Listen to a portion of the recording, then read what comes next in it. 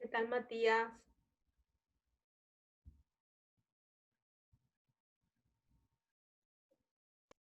Todo bien, bro. Me alegro. Vamos a esperar un ratito que entren más compañeros. Dale.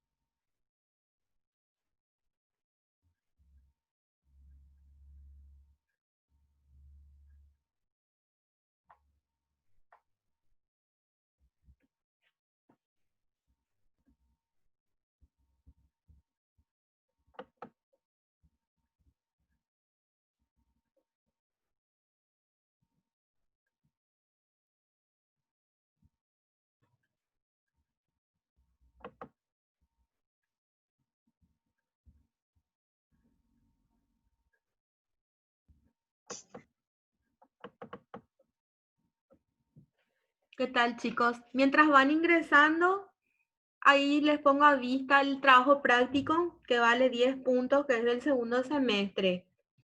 Ni bien me confirmen de secretaría, seguramente mañana les digo hasta qué fecha van a poder tener disponible. Por mí, hasta antes del examen final, ¿verdad? Pero de acuerdo a lo que me indiquen, les voy a confirmar mañana. Van a tener que mirar sus materiales, sus apuntes y los PowerPoint para poder ir completando cada pregunta y de acuerdo a los temas desarrollados que tienen que ver con la parte de análisis, descripción y análisis de puestos, tiene que ver con reclutamiento y selección, con capacitación y con evaluación que vamos a estar viendo hoy. Y el formulario que van a usar para el ítem 1 es el que habíamos visto en una de las clases, que es esto que también les envié hoy por el WhatsApp. Van a usar este formato para hacer el análisis de dos puestos que ustedes elijan. Por ejemplo, describir el puesto de director de auditoría, por decirles, de una empresa X que ustedes van a poner en el trabajo y después quieren, por ejemplo, un nivel más bien técnico o mandos medios, puede ser el auxiliar de auditoría o el auditor junior o el auxiliar contable, por ejemplo. Pero ustedes ven que de qué empresa y qué puestos van a trabajar, digamos, para hacer esta descripción y van a llenar este formulario que habíamos visto en clase. ¿Está bien? Si tienen dudas con el tema del trabajo práctico, me van escribiendo nomás para preguntar en estos días. Y ahora sí vamos a dar nuestra clase del día. Hoy vamos a ver dos unidades juntas. Evaluación de desempeño, que es la unidad 7, y la unidad 8, salud ocupacional. Evaluación de desempeño es una apreciación sistemática de cómo se desempeña una persona en el puesto, ¿verdad? Dentro del trabajo o de la empresa y qué potencial de desarrollo está llevando adelante. Generalmente las evaluaciones de desempeño son procesos para poder juzgar cómo se está desempeñando la persona en ese puesto y también valorar, digamos, su crecimiento, su excelencia, su productividad, dependiendo de los indicadores que se definan para poder evaluar. la excelencia a la cual llega la persona. Para evaluar a los individuos que trabajan en las empresas, hay varios procedimientos para poder llevar adelante esto. Se les suele llamar evaluación de desempeño, o evaluación de méritos, o evaluación de los empleados. La evaluación de desempeño tiene varios beneficios. Beneficios, por ejemplo, cuando un programa de evaluación se planea, se coordina y se desarrolla, genera beneficios tanto en el corto, mediano y largo plazo. ¿Y quiénes son los que, digamos, de alguna manera se benefician? Los individuos, las propias personas que son evaluadas, el gerente, la organización en sí y la comunidad, que si es que tenemos excelencia, digamos, en el desempeño de los empleados, vamos a tener también una mayor productividad y mejores servicios y productos a la sociedad. Algunos beneficios para el gerente, que es el que administra a las personas que trabajan en su equipo: evaluar el desempeño y comportamiento de los subordinados con base en factores de evaluación y sobre todo contar con un sistema de medición capaz de neutralizar la subjetividad, que es, digamos, un poco difícil que las evaluaciones de desempeño sean 100% objetivas. Realmente no es nada fácil, pero en lo posible tienen que tratar de disminuir, digamos, los niveles de subjetividad cuando se elaboran los desempeños, las evaluaciones de desempeño de los funcionarios. Proporcionar medidas para mejorar el estándar de desempeño de los subordinados y comunicarse con los subordinados para hacerles, digamos, la retroalimentación de cómo están en su nivel de productividad, de desempeño y también en qué cosas pueden mejorar. Beneficios para la propia persona: en primer lugar, tiene que conocer las reglas de juego, ¿verdad? Las exigencias que tiene, digamos, su rol o función dentro de ese lugar de trabajo para la empresa, y cómo ellos valoran, digamos, las funciones, las responsabilidades y las tareas que lleva adelante. Conocer las expectativas que tiene el nivel directivo de su desempeño, sus puntos fuertes y sus puntos débiles. Conocer las medidas que el líder o el gerente toma para mejorar el desempeño, que pueden ser a través de los programas de desarrollo de capacitación, y las que el propio subordinado debe realizar por cuenta propia: aprendizaje, corrección de errores, calidad, atención en el trabajo, cursos, etc. Hacer una autoevaluación y una crítica personal en cuanto a su desarrollo y control personal. Beneficio para la empresa: evaluar su potencial humano de corto, mediano y largo plazo en cuanto a todo su plantel, digamos, laboral. Identificar a los empleados que necesitan hacer rotaciones o perfeccionarse en determinadas actividades, o seleccionar a quienes están más listos para los ascensos o transferencias. Dinamizar su política de recursos humanos mediante oportunidades de ascenso, crecimiento, desarrollo del personal, con estímulos a la productividad y la mejora de las relaciones humanas en el trabajo.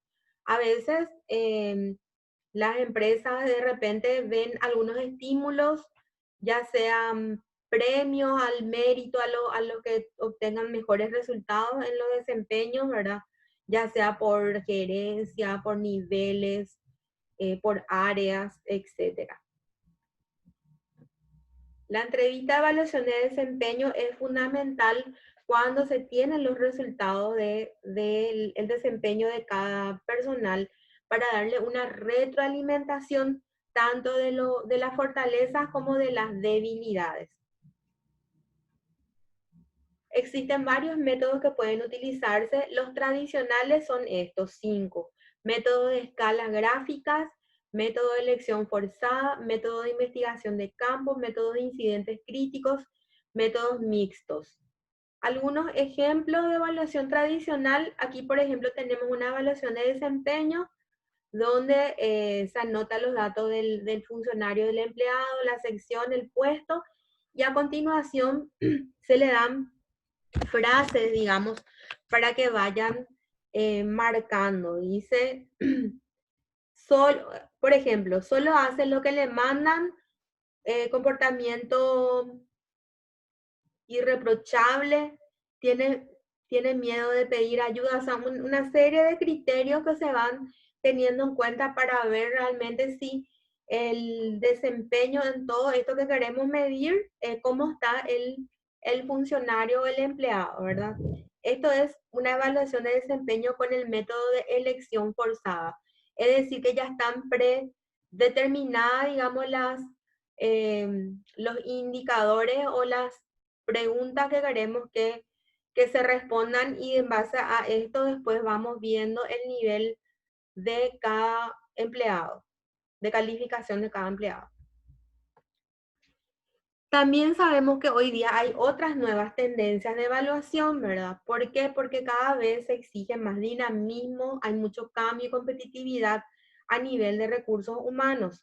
Y los contextos también son más exigentes, ¿verdad? Tanto internamente dentro de las organizaciones y también a nivel externo, ¿verdad? Que de alguna manera hace también que se puedan ir, digamos, combinando algunas nuevas tendencias o métodos de evaluación del personal, ¿verdad?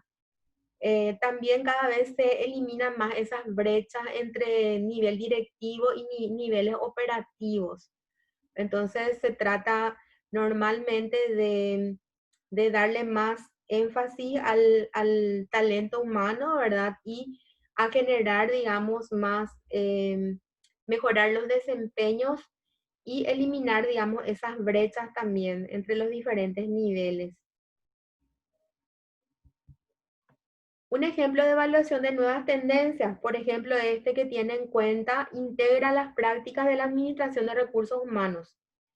¿Cuáles son estas nuevas prácticas de desempeño? Proceso de integración de los recursos humanos, proceso de inducción, proceso de evaluación del desempeño, proceso de capacitación y desarrollo, proceso de supervisión.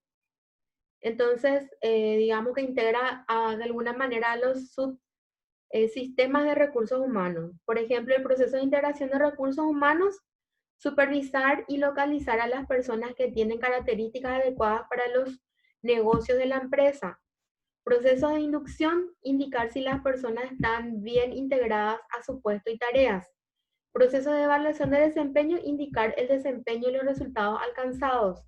Proceso de capacitación y desarrollo, indicar los puntos fuertes y débiles para poder potencializar esos que son puntos débiles. Proceso de supervisión, proporciona retroalimentación a las personas respecto a su desempeño y potencial. En síntesis, la evaluación de desempeño es una apreciación, digamos, del comportamiento del personal que ocupan los diferentes puestos, ¿verdad? Una vez más volvemos a reiterar, todo lo que se trabaja o se coordina desde los recursos humanos. Por un lado, recursos humanos está como una función de staff, ¿verdad? Que tiene expertos que pueden realizar las evaluaciones de desempeño, realizar las encuestas, las entrevistas, ¿verdad? Digamos, las herramientas que se van a usar para realizar estas evaluaciones de desempeño. Pero por otro lado, es también una responsabilidad de cada jefe, de cada directivo, ¿verdad? Digamos, el desempeño de los empleados que están bajo su responsabilidad. Por lo tanto, recursos humanos lo que puede hacer es ver las herramientas, qué mejores prácticas de evaluación se van a utilizar en la empresa, de acuerdo a las políticas, de acuerdo a los recursos, de acuerdo a los lineamientos que dan las autoridades, pero quien realmente va a poder evaluar a los funcionarios, a los empleados, son normalmente su superior inmediato.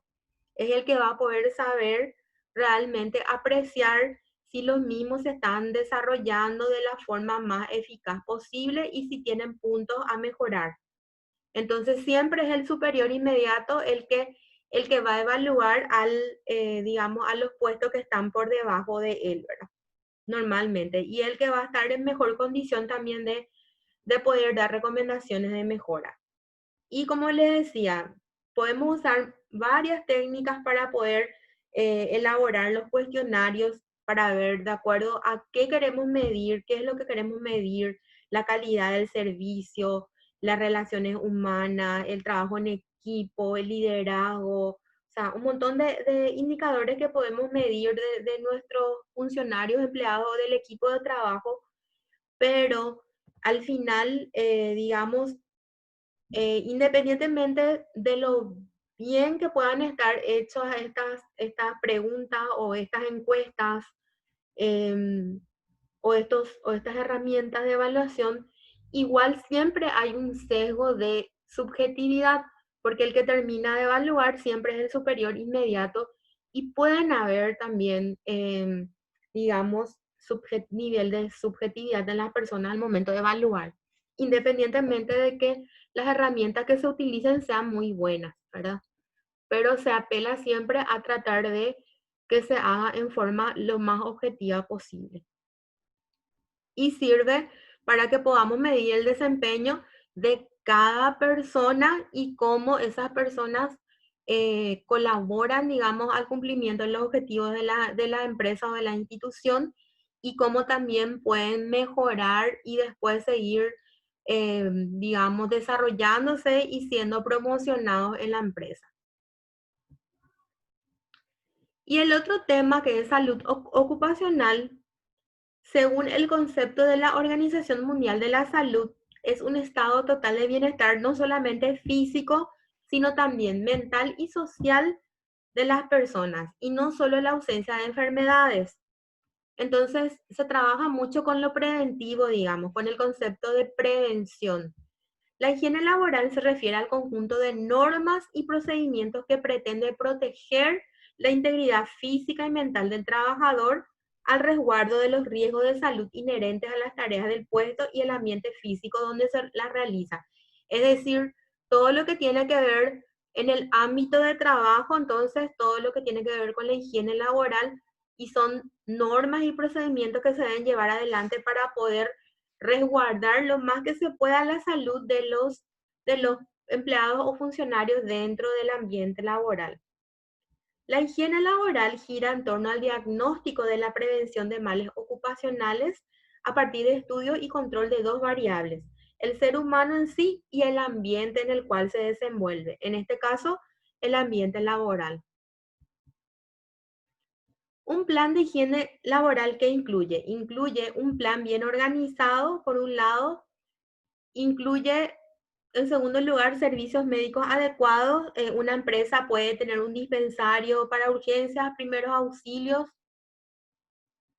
En cuanto al plan organizado, dice, pueden haber prestaciones de servicios médicos. La empresa puede contratar un seguro médico para las personas que trabajan en la organización o pueden tener enfermeros y auxiliares médicos, ¿verdad?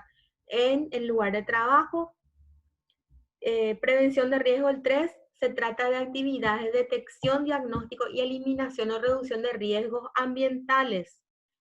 4 servicios adicionales como parte de la inversión de la empresa que la empresa destina a la salud del empleado y de la comunidad. ¿Cuáles son los objetivos de la higiene laboral? Eliminar las causas de enfermedades profesionales, reducir los efectos perjudiciales provocados por el trabajo en las personas enfermas o con discapacidades físicas, prevenir que se agraven enfermedades y lesiones, conservar la salud de los trabajadores y aumentar su productividad por medio del control ambiental laboral. Higiene laboral implica el estudio y control de las condiciones de trabajo, pues son variables situacionales que influyen en el comportamiento humano. Y dependiendo del tipo de ambiente de trabajo, hay lugares de trabajo como ya desde el puesto mismo vemos que hay lugares insalubres de trabajo, hay profesiones que son insalubres que se llevan adelante en ambientes que son bastante riesgosos para la salud, por lo tanto tienen ciertos tratamientos más importantes y también inclusive no solamente seguro de salud, sino también seguro de vida para el empleado. Y aquellos que hacen, que tienen menor riesgo y que trabajan en oficinas, igual hay varias cuestiones que vamos a ver que se tienen en cuenta y también están expuestos a diferentes tipos de enfermedades, inclusive la parte del estrés laboral es una de ellas, ¿verdad? Las condiciones ambientales del trabajo que se tienen en cuenta, que influyen en el trabajo, son tres. Condiciones ambientales, la propia iluminación, temperatura, ruidos. Hay trabajos o tipos de trabajo que están muy expuestos a los ruidos y eso también provoca problemas de salud. Por ejemplo, las personas que atienden el teléfono, ¿verdad? El tema de los call centers, ¿verdad? Tienen cierta cantidad de tiempo justamente. El segundo es condición de tiempo, duración de la jornada laboral, horas extras, periodo de descansos, etcétera. Tienen más limitado la cantidad de horas que tienen que estar realizando ese tipo de trabajos y también los tipos de trabajos que son más insalubres, tendría que haber mayor rotación también de los empleados para que justamente evitar que estén muy expuestos a problemas de salud o minimizar por lo menos o atenuar. Y las condiciones sociales, la organización informal, relaciones, estatus, todo lo que tiene que ver también con la parte, digamos, de esparcimiento, de salud a nivel social también de los empleados, ¿verdad? La seguridad laboral y la higiene laboral son actividades entrelazadas que repercuten directamente en la continuidad de la producción y en la moral de los empleados. La seguridad laboral es el conjunto de medidas técnicas, educativas, médicas y psicológicas para prevenir accidentes, sea al eliminar condiciones inseguras del ambiente o sustituir o convencer a las personas para que apliquen prácticas preventivas, lo cual es indispensable para un desempeño satisfactorio del trabajo. Por ejemplo, personas que trabajan en construcción están expuestos a accidentes laborales. Entonces, allí lo que se trabaja mucho es en prevenir esos accidentes y que utilicen debidamente todos los equipamientos de seguridad. Se les tiene que proveer de esos equipamientos, se tiene que controlar que utilicen, se les tiene que capacitar porque muchas veces vemos y solemos escuchar, ¿verdad? O ver noticias sobre accidentes de gente que están trabajando en construcción porque no utilizaron, digamos, los elementos de seguridad de vida. Eso también pasa a veces mucho por una cuestión también de falta de conciencia de las personas, ¿verdad? Y de los controles también que tienen que hacer en las empresas. El programa de seguridad se debe establecer a partir del principio que es posible prevenir accidentes siempre y cuando se apliquen medidas de seguridad adecuadas y que estas solo se aplican bien por medio del trabajo en equipo.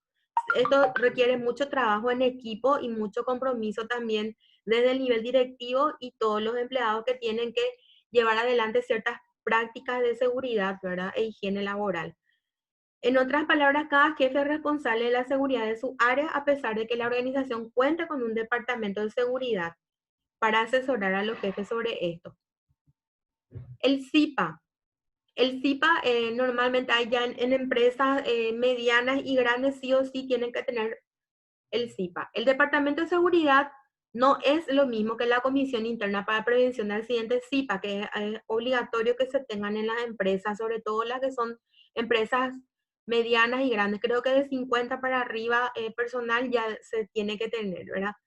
La CIPA se encarga de señalar los actos inseguros de los trabajadores y las condiciones de inseguridad. En fin, debe fiscalizar lo que ya existe, pues el Departamento de Seguridad señala soluciones.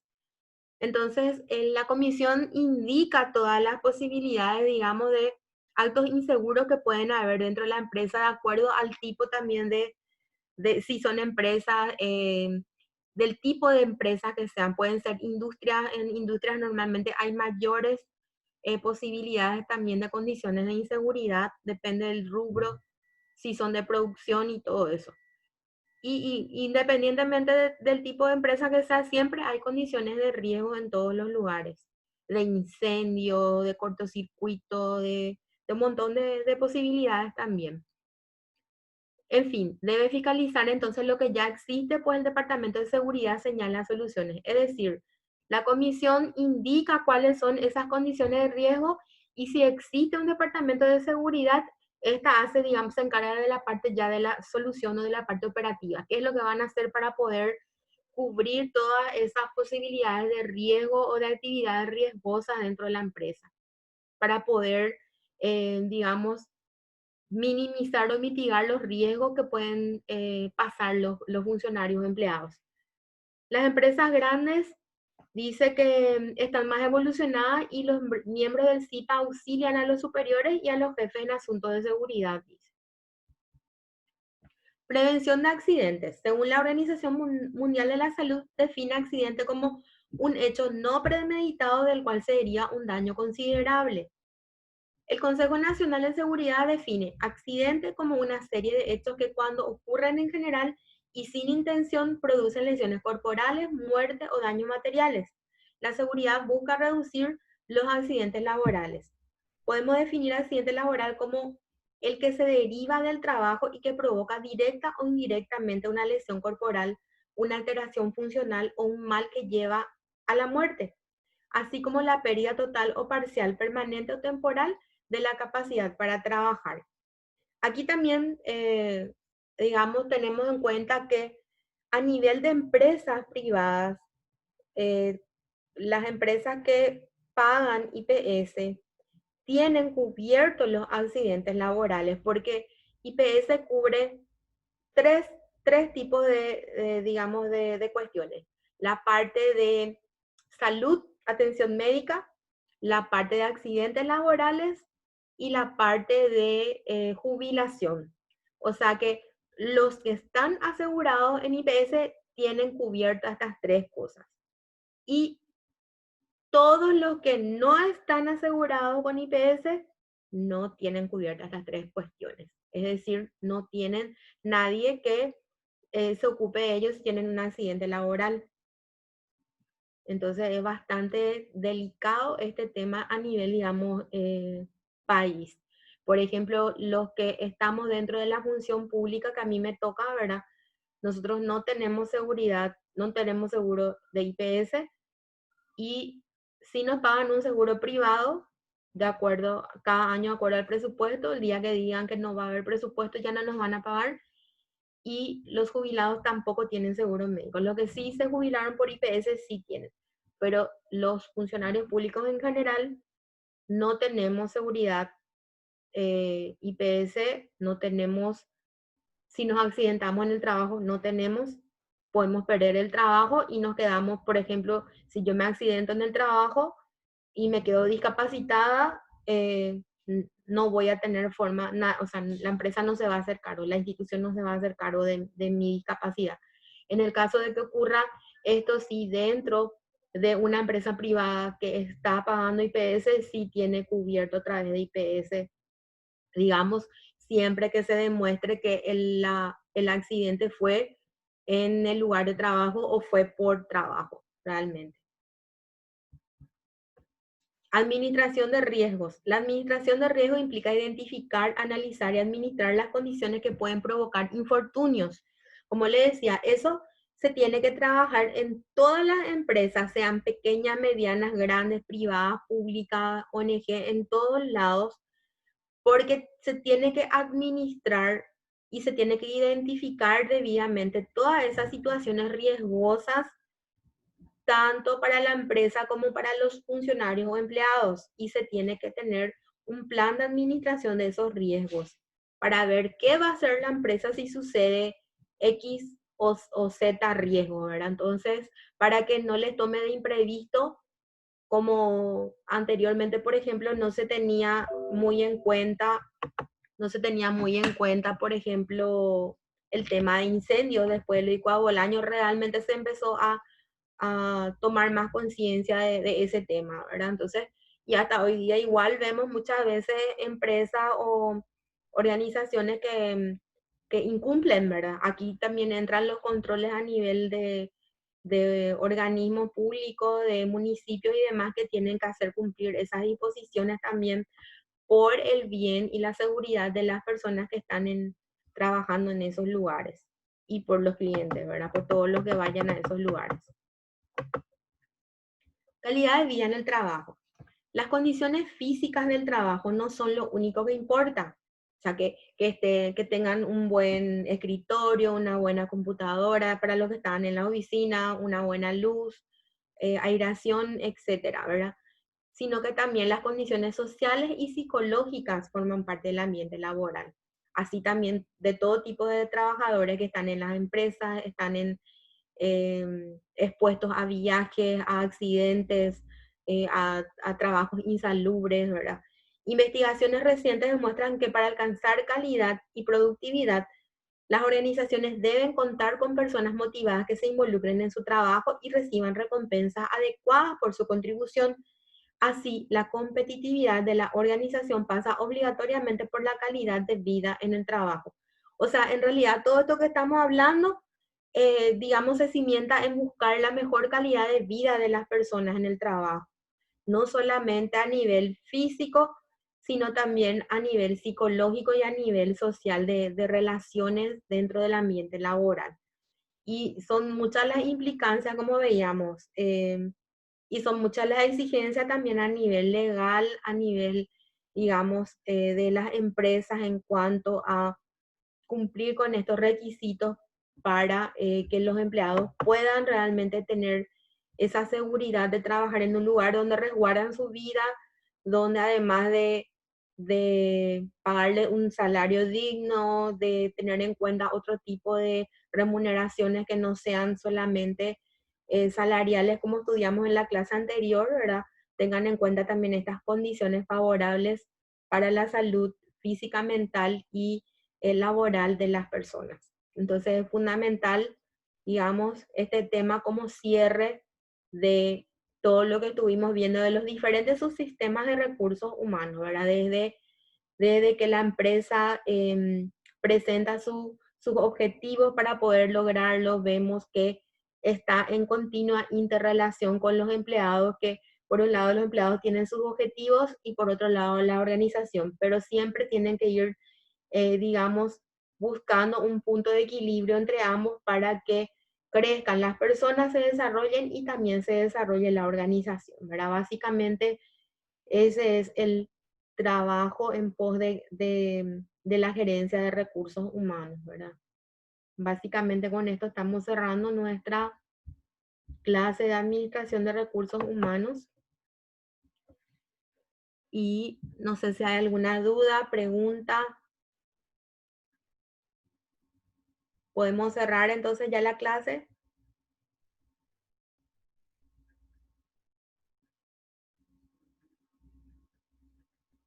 Espero su retorno, chicos. ¿Hay alguna duda o directamente ya levanto esto en la plataforma y después en la semana vamos hablando del trabajo práctico, si les parece? Y también en la semana voy a ir preparándole un material resumen con los temas claves de todas las unidades desarrolladas para que les sea más fácil también estudiar para el final. ¿Está? Bueno, les agradezco muchísimo. Gracias por la atención de siempre y a las órdenes también para cualquier duda o inconveniente que tengan con relación a la materia.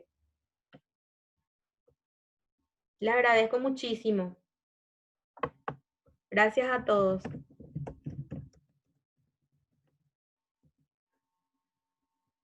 Bueno, entonces estamos hablando. Muchas gracias.